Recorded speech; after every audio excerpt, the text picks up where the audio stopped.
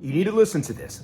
My buyers and I go to look at a home over the weekend. We go up to the primary bedroom, and hanging on the wall is a picture of the sellers expecting a baby. The husband has his arms around his wife, who's nice and pregnant. My buyers looked at the picture. Then they looked at the bed that they likely made that baby.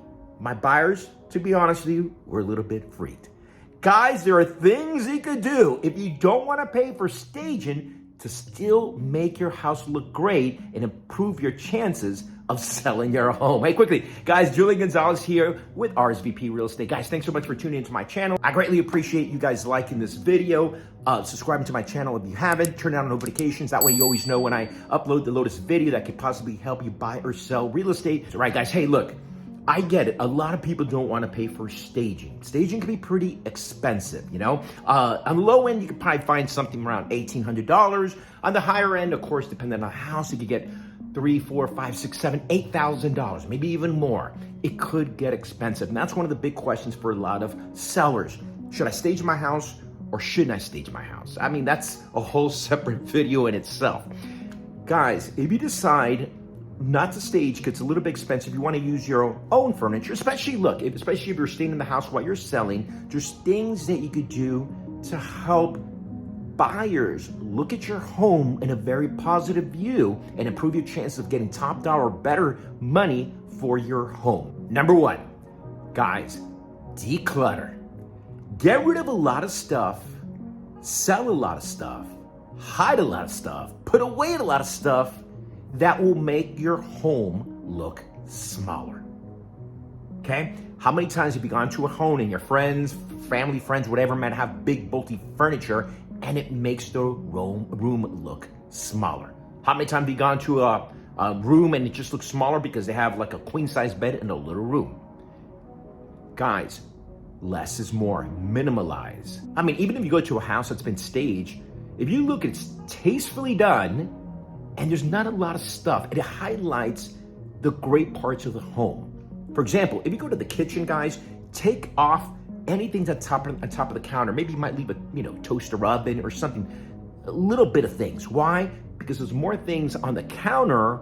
It looks like it makes the kitchen appear like there's not a lot of room, not a lot of storage room. I already told you about the big furniture in the living room, big beds in the bedrooms. Get rid of that stuff. In fact, about a year and a half ago, I had some clients who actually went on Craigslist, got themselves some super inexpensive furniture and replaced their furniture with it. Now, what they did is they wound up putting their furniture in the garage. Usually I tell people, don't put too many things in the garage. If you could, guys, in order to make money, you gotta spend money. That's what I always say. So rent a storage unit for $250. That way you can highlight, if you have a great garage, you can highlight some of the great things that your garage might have. Extra storage room, you have some other stuff there, maybe a worker's bench of stuff that highlights the garage. Number two, guys, this one's important. So the reason I decided to do this video, I'll be honest with you, is because this past weekend, I went to go see a home with some of my buyers. We walk around and there's pictures of the family because the owner was living in the house. And there are just pictures of their kids, their dogs, family vacations and everything. And I'm like, ugh. That's not good, guys. Why?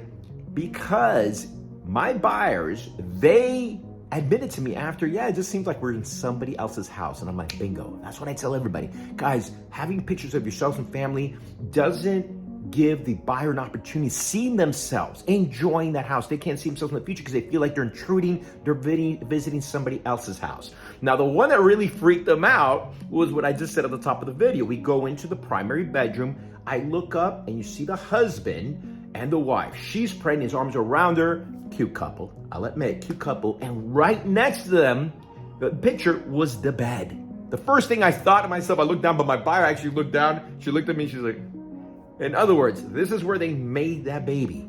And it kind of spooked them a little bit. And I said, guys, she's like, no, I get it. But it does feel like we just snuck and we're broke into somebody's house. And I'm like, that's a good point.